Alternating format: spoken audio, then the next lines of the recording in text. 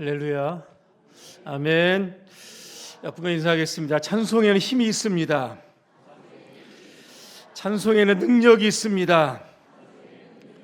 찬송에는 권세가 있습니다. 찬송하는 자가 이깁니다. 설교 다 했습니다. 오늘 시대적 배경은 여러분 이렇습니다. 역대하 20장 1절에 보니까 모압과 암몬과 마온의 연합군이 유다를 공격을 합니다. 당시 유다 왕이었던 여호사밧은 두려워했다 그랬습니다. 하나님을 잘 믿는 왕이고 이스라엘은, 유다는 하나님을 잘 믿는 백성입니다. 그럼에도 전쟁과 같은 위기가 다가올 수 있다는 겁니다. 예측하지 못한 삶의 문제들이 여러분 공격할 수도 있습니다. 그래서 우리의 인생은 치열한 전쟁터와 같다, 이렇게 정의할 수도 있을 것 같습니다. 이런 전쟁터에서 우리가 이길 수 있는 방법, 오늘 세 가지 말씀을 드리겠습니다. 첫째는 우리는 하나님을 바라보아야만 합니다. 역대하 20장 3절에 보니까 여호사밧이 두려워합니다. 그러면서 여호와께로 낯을 향하였다, 그렇게 말씀하고 여러분 있습니다. 이 연합군들의 숫자가 2절에 보니까 큰 무리였다 그랬습니다. 셀 수 없는 수많은 무리들이 유다를 지금 침공하죠. 도저히 그들을 막아낼 수 없습니다. 싸운다 한들 질 확률이 100%죠. 많은 사람들이 이 위기 앞에 자포자기할 수도 있고 절망할 수도 있고 항복할 수도 있을 겁니다. 하지만 여호사밧은 그의 얼굴을 하나님께로 들게 됐다라고 하는 겁니다. 지금의 위기 하나님만이 해결하실 수 있다라고 하는 그러한 믿음으로 그는 그의 얼굴을 하나님께 오늘 들었던 겁니다. 성경에 보니까 믿음의 사람들의 특징이 있습니다. 그들은 하나님을 바라보는 사람들입니다. 시편 121편 1절에 보니까 내가 산을 향하여 눈을 들리라, 나의 도움이 어디서 올꼬, 천지를 지으신 여호와에게서로다 말씀하고 여러분 있습니다. 또 하나 여호사밧은 금식 기도를 선포합니다. 이 전쟁 같은 위기 앞에서 금식한다, 단순히 밥을 먹지 않는다 이런 뜻이 아닙니다. 금식은 내가 가지고 있는 힘을 완전히 빼겠다라고 하는 뜻입니다. 내 힘으로는 안 됩니다. 이제는 하나님이 나서셔야 되겠습니다. 그런 의미로 우리 여호사밧은 12절에 이렇게 이야기합니다. 우리를 치러 오는 이 큰 무리를 우리가 대적할 능력이 없습니다. 우리가 어떻게 할지도 모르겠습니다. 내 힘으로는 할 수 없기 때문에 나는 금식하며 하나님을 바라봅니다. 전쟁의 승리는 전쟁터에서 결정되는 것이 아니라 기도의 골방이죠. 금식하며 하나님께 매달릴 때 그 전쟁의 승리는 기도하는 사람에게 주어지는 줄로 오늘 믿습니다. 여러분의 삶에 여러분 힘들고 어려운 그런 역경과 절망이 있다라고 하면 하나님께 여러분 맡기시기를 바랍니다. 내 힘 좀 많이 여러분 빼시기를 바랍니다. 하나님이 여러분들을 도와주십니다. 두 번째는 하나님은 그 야하시엘에게 이 전쟁의 위기를 해결할 해결책을 제시해 주고 계십니다. 여러분, 야하시엘이 누구인가? 오늘 14절쯤 이렇게 보니까 그는 레위 자손이었다 그랬습니다. 구약 시대 레위 자손 뭐 하는 사람들입니까? 성전에서 봉사하고 하나님께 예배를 준비하는 여러분 사람들입니다. 이 국가적인 위기 가운데서 이 솔루션이죠. 해답을 누구에게 주느냐, 그죠? 여기에 답이 있습니다. 야하시엘이죠, 그죠? 하나님을 늘 가까이 섬기는 사람들입니다. 하나님의 음성은 그죠? 하나님과의 또 물리적인 거리도 굉장히 중요할 겁니다. 가까이 있는 사람에게 하나님의 음성이 당연히 들리는 겁니다. 그래서 예배하는 사람이죠. 기도하는 사람이죠. 주의 일을 헌신하는 그 사람들에게 그죠? 하나님은 이 위기에 대한 솔루션을 여러분 주는 겁니다. 또한 야이실의 누군가 오늘 성경 보면요. 아삽의 자손이었다 그랬습니다. 아삽이 누군지 여러분 아시죠? 다윗 시대요. 성전 안에서 찬양 인도자가 바로 아삽입니다. 그의 후손이 야하시엘이었다는 겁니다. 왜 하나님은 그에게 이 국가적 위기의 문제를 해결할 수 있는 답을 주셨을까? 어떤 것을 암시합니까? 찬양이죠. 하나님을 찬양하면 이 전쟁에 이긴다라고 하는 이 암시를 여러분 주셨다라고 하는 겁니다. 하나님이 야하시엘에게 주셨던 메시지가 뭐냐면 15절에 나옵니다. 너희는 이 큰 무리로 말미암아 보니까 두려워하지 말라, 놀라지 말라. 이 전쟁은 너희에게 속한 것이 아니라 하나님께 속했다. 이렇게 말씀합니다. 이 말씀의 핵심이 뭡니까? 이 전쟁 너희 전쟁 아니다. 내 전쟁이다. 이렇게 말씀하고 있는 겁니다. 많은 사람들이 문제 앞에서 그 문제를 스스로 해결하려고 합니다. 그죠? 잘 안 됩니다.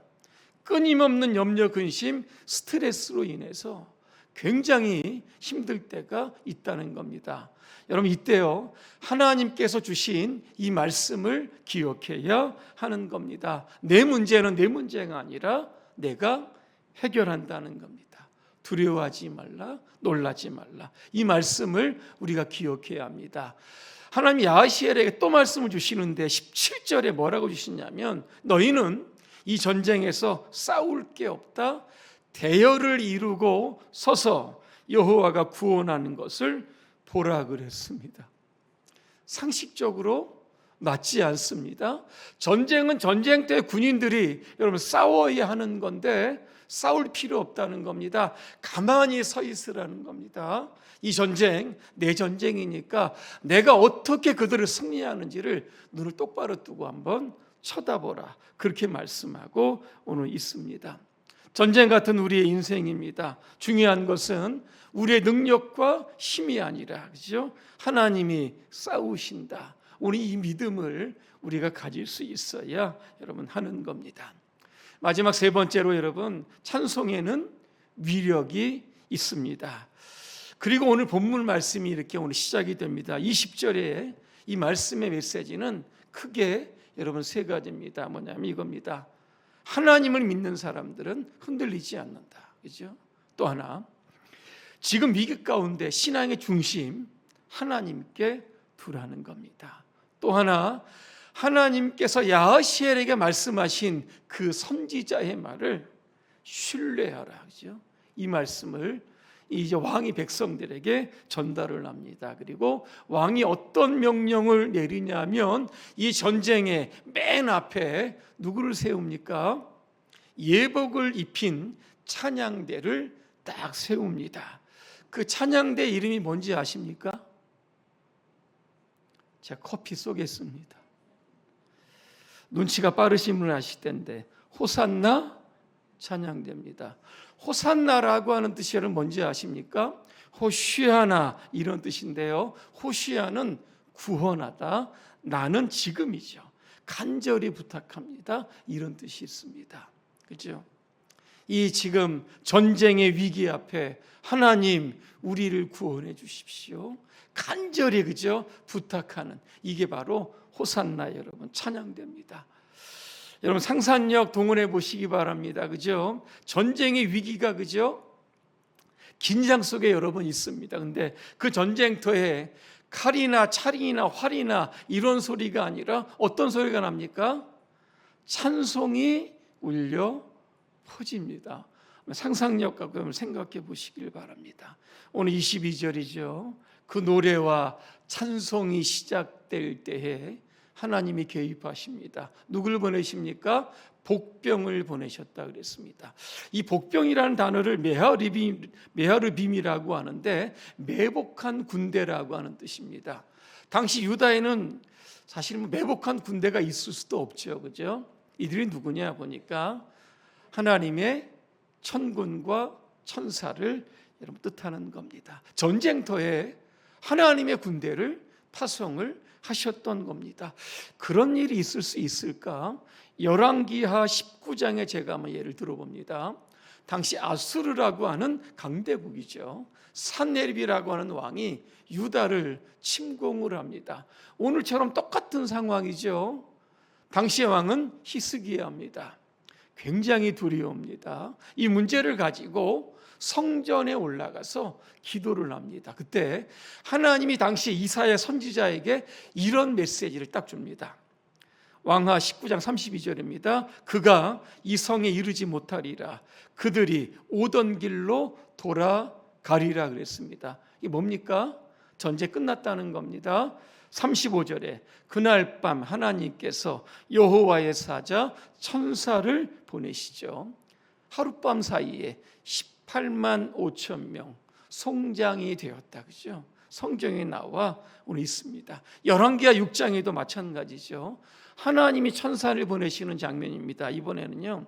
아람 나라 시리아죠. 이스라엘을 여러분 공격을 하고 여러분 있습니다. 그때 하나님께서 엘리사에게 알려주십니다. 야, 이번에 아람 나라가 어느 쪽으로 공격한다 그러면 이스라엘이 잘 방비를 하는 겁니다. 아람 왕이 보기에 엘리사가 눈에 가시죠. 얘 제거하라 그랬습니다. 밤새도록 아람 군대를 엘리사가 살고 있는 도단성으로 보내고 있습니다. 도단성 주위를 아람 군대가 포위합니다. 아침에 엘리사의 종이 문을 열고 딱 나가 보니까 기절할 뻔했죠. 자기를 포위하고 있는 아람 군사들을 보며 그러면서 그가 엘리사에게 이렇게 이야기합니다. 내 주여 우리가 어찌했으면 좋겠습니까? 그죠? 그때 엘리사가 이렇게 이야기합니다. 두려워하지 말라. 우리와 함께한 자가 그들과 함께한 자보다 더 많다 그랬습니다. 그러면서 그를 위해서 기도하며 하나님 이 시종의 눈을 열어 주옵소서 그랬더니요. 이 종이 뭘 봅니까? 불말과 불병거가 온 언덕에 가득하게 되었다. 그죠? 여러분 믿음은 뭡니까? 보이는 군대보다 그죠? 보이지 않는 하나님의 군대를 확신하며 살아가는 것. 이게 바로 믿음의 여러분 사람입니다. 자, 전쟁터는 여전히 찬송가가 울려 여러분 퍼집니다. 23절에 이미 전쟁은 끝났죠. 자중질환입니다. 자기끼리 서로 싸우고 죽이는 일들이 일어나게 되죠. 이게 뭡니까? 찬송가의 위력입니다. 이 전쟁의 결과가 나오는데요. 오늘 25절쯤 보니까 사흘 동안 노량물을 거두었다. 노량물이 뭔가 봤더니 재물, 의복, 보물입니다. 사흘을 거두었는데 너무 많아서 거둘 수 없게 되었다 그랬습니다. 또 중요한 게 나옵니다. 그리고 그 골짜기의 이름을 브라가 골짜기라고 명명했습니다. 브라가 뭡니까? 찬송의 골짜기였다. 그죠? 오늘 여러분 가는 인생의 길에도 그죠? 수많은 눈물 아마 골짜기도 있을 겁니다. 그죠? 남몰래 절망의 여러분 골짜기도 있을 텐데 무엇으로 브라가 골짜기로 바꿉니다. 그 중간에 뭐가 있습니까? 찬송이 있게 됐다는 겁니다. 결론입니다. 찬송은 단순한 노래가 아닙니다. 하나님의 위대하심을 찬양하는 노래가 바로 찬송가인 줄로 믿습니다.